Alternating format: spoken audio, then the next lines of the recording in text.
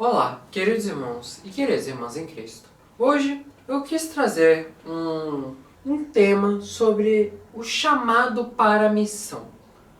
O que seria isso? Que tema seria esse? Bom, todos nós que somos cristãos, que seguimos o modelo de Cristo e acreditamos nele, é válido pensarmos que nós temos uma missão e o propósito de Deus que nós devemos cumprir. Essa é a nossa missão aqui na Terra, ser sal e luz para este mundo que jaz no maligno. E isso é um princípio muito básico.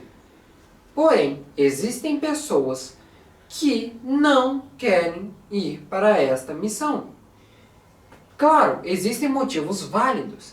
Existem diversas ameaças no mundo. Se a gente for para algum país islâmico, nós podemos ser atacados, mortos talvez. Ou se formos para algum país que não aceita o cristianismo, seremos perseguidos.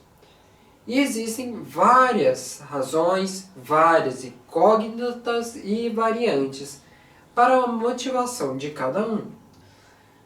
Porém, mesmo com tudo isso, eu quero trazer este tema para que vocês compreendam que a nossa missão ela é muito mais importante. Apesar de todas as dificuldades, nós devemos ainda focar em nossa missão. Dado esse contexto bem breve sobre o background desse tema, agora eu quero ir para o nosso texto base, que é Jeremias, capítulo 1, versículo 5. Antes de formá-lo no ventre, eu o escolhi. Antes de você nascer, eu o separei e o designei profeta às nações. Quero agora trazer uma introdução sobre o que Jeremias, nesse capítulo aqui, está querendo dizer. Sempre é bom ter um contexto para entender por que isso foi dito. Bom, Jeremias ele é um dos profetas mais antigos conhecidos aqui no Velho Testamento. E ele foi chamado por Deus para a missão de ser um profeta, enquanto ele ainda era jovem. Muitas vezes, Jeremias se sentiu desencorajado e desmotivado, até mesmo abandonado. Mas Deus sempre foi a sua fonte e ele sempre o fortalecia e o capacitava para a sua missão. Assim como Jeremias, todos nós também fomos chamados para uma missão. Agora, eu quero que vocês tenham uma reflexão breve. Se eu mencionei sobre aquelas diversas razões pela qual os cristãos ficariam desmotivados ou não iriam querer fazer a vontade de Deus, bom, aqui temos um ótimo candidato para você comparar. Jeremias, mesmo com todo esse sentimento que ele tem de desencorajado e até mesmo abandonado, a única pessoa, melhor dizendo, o único ser que foi capaz de suprir todo esse medo, todos esses sentimentos ruins, é Deus. E é Ele quem continuou a motivar, a empurrar Jeremias para o foco da sua missão. Irmãos, tem muitas coisas que eu vou me aprofundar aqui. Então eu vou me conter para vir já para os tópicos. Que tópicos são esses? Baseado no que a gente leu aqui, eu vou dizer. Tal versículo disse um trecho. E a gente vai analisar profundamente isso. Vamos lá, para o tópico que Deus nos escolheu desde o ventre.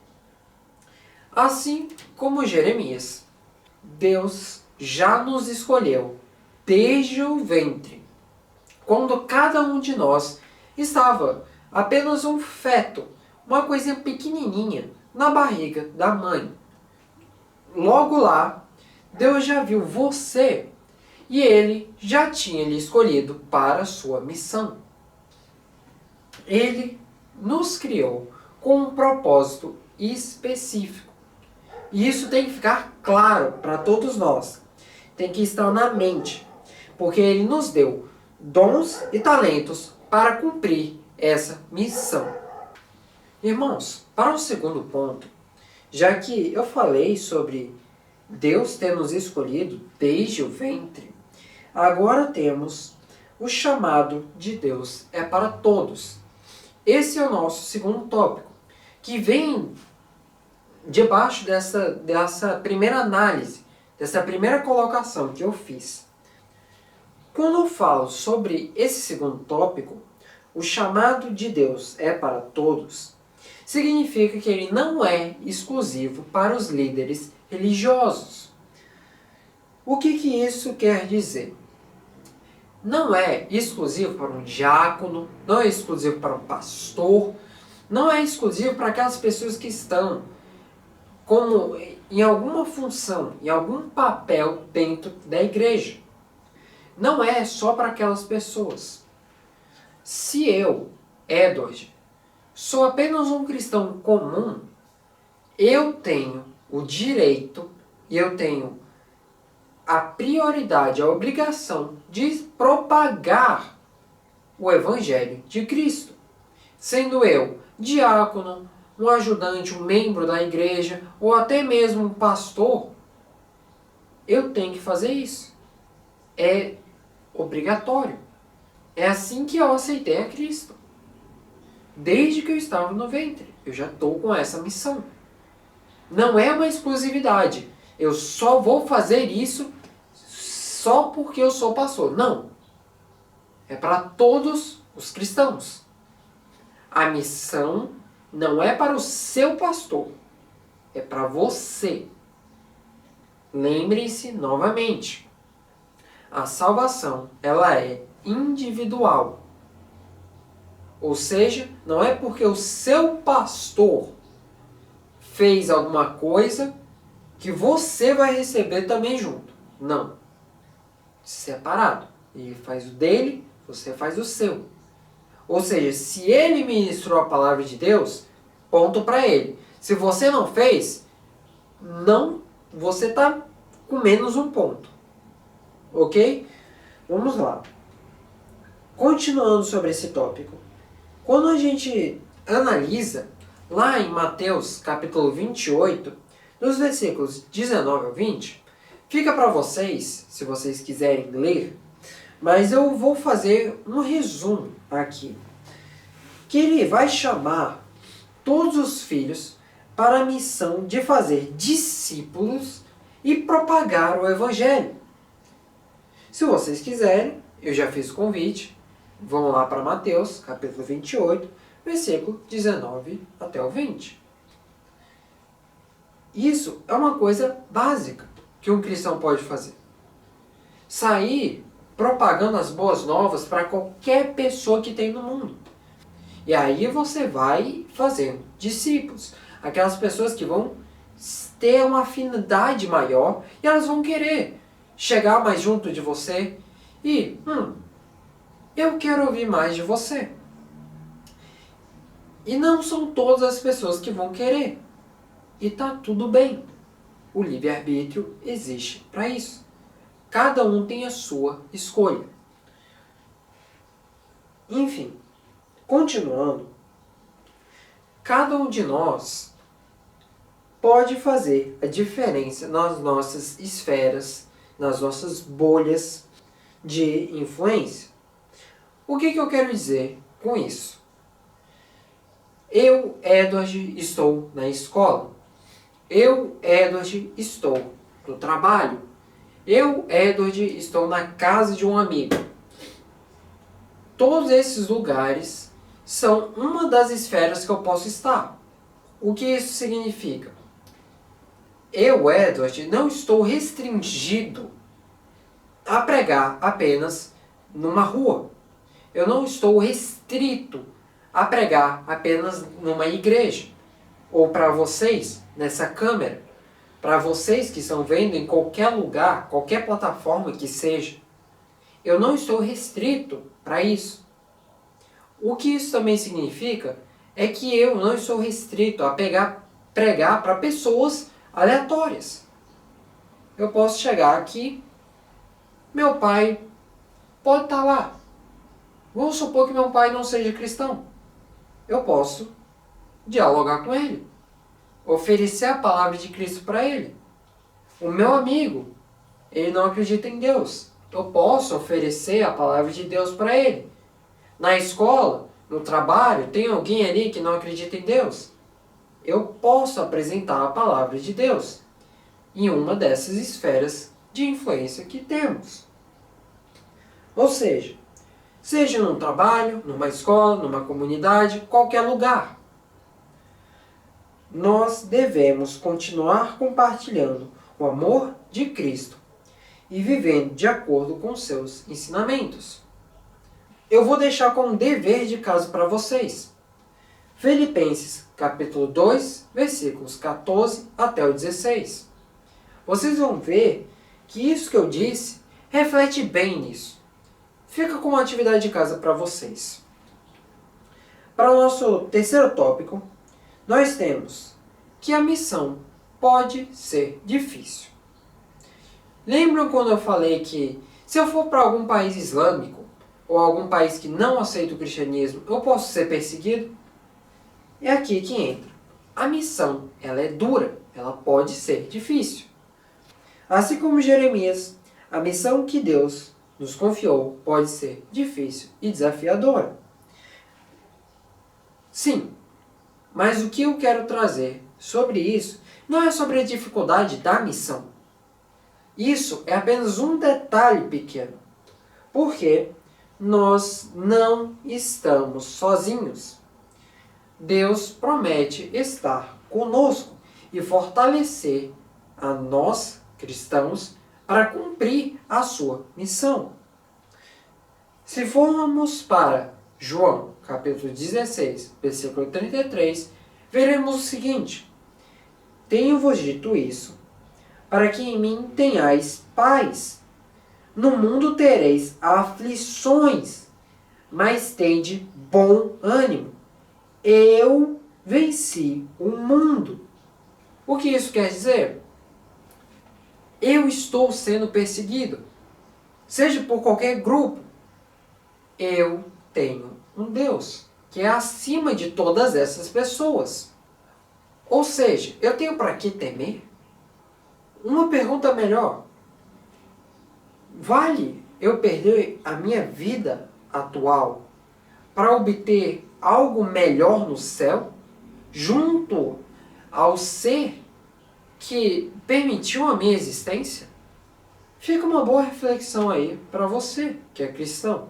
Continuando, temos o nosso quarto tópico. O poder de Deus se manifesta em nossas fraquezas.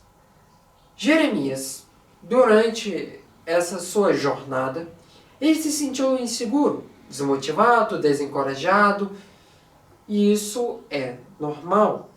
Ele até se sentiu incapaz de cumprir as missões de Deus. Mas Deus lhe prometeu capacitação e fortalecimento. Mas temos um ótimo exemplo que é comparado a Jeremias aqui. Adivinhe. Dica número 1, Novo Testamento. Dica número 2, a inicial do seu nome começa com P. Ainda não descobriu? Deixa eu resolver a charada. Paulo. Vamos aqui para 2 Coríntios, capítulo 12, versículo 9, onde a gente vê o seguinte: Deus respondendo para Paulo, e disse-me: A minha graça te basta, porque o meu poder se aperfeiçoa na fraqueza. De boa vontade, pois me gloriarei nas minhas fraquezas, para que em mim habite o poder de Cristo. O que isso quer dizer? Paulo, mesmo quando ele estava sofrendo, ele estava se sentindo desmotivado, desencorajado, ele podia recorrer a Cristo. Porque quando ele estava se sentindo para baixo, era neste momento que ele realmente estava forte. É isso que precisamos sempre lembrar. Mesmo quando nós estamos se sentindo incapazes, fracos, Deus ainda pode manifestar o seu poder em nós e usar de nós, mesmo em um estado de fraqueza, em uma maneira poderosa para cumprir a vontade dele. Lembre-se, em Cristo nós podemos. Lembre-se disso, porque é nele que nós iremos sentir realmente fortes. Qual é a conclusão, depois de todos esses tópicos, depois de um contexto histórico sobre Jeremias, uma análise desse tema, e agora um contexto também sobre o tema, precisamos de uma conclusão. Qual conclusão seria ideal para isso? Assim como Jeremias, Deus nos escolheu desde o ventre e nos deu uma missão específica. Não importa qual seja a sua missão, mesmo o seu estado sendo o pior possível, Deus é a fonte que você deve procurar. Deus vai te levantar nos braços e dizer, vai, continua, eu estou aqui. E Ele é a fonte que você precisa. Ele quem vai dar toda a energia para você. Se nos entregarmos, nos comprometermos à vontade dele e fazermos o propósito dele, não há o que nos preocuparmos. Porque se nós cairmos, ficarmos fracos, Deus está lá para dizer, calma, estou aqui. Você não está sozinho. E Ele vai te ajudar a cumprir a sua missão. O fardo pode ser grande, mas nunca maior do que Cristo. Vamos à minha oração.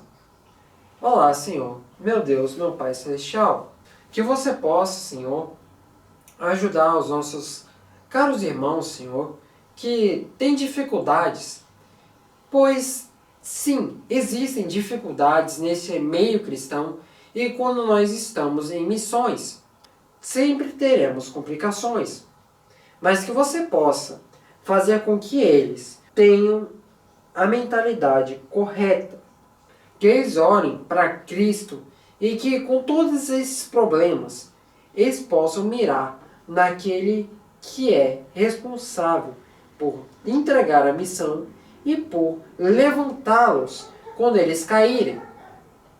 Senhor, fortalece eles, faz eles se erguerem e eles poderem vencer e cumprir a sua missão, pois é assim que eles vão realmente herdar o reino dos céus e cumprir a sua missão de ser sal e luz nesta terra, que já jaz no maligno.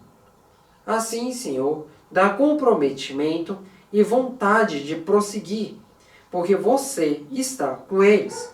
Você nunca os abandonou. Em teu santo nome, Senhor, eu oro. Amém.